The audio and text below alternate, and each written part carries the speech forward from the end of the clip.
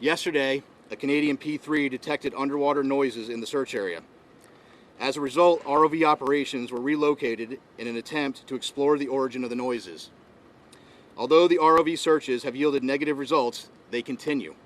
The surface search is now approximately 2 times the size of Connecticut, and the subsurface search is up to 2.5 miles deep, exponentially expanding the size of the search area. We also have to factor in the ever-changing weather conditions, currents, and sea states that expand the search area every hour.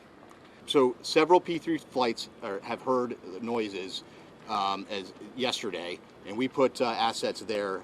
We relocated assets immediately.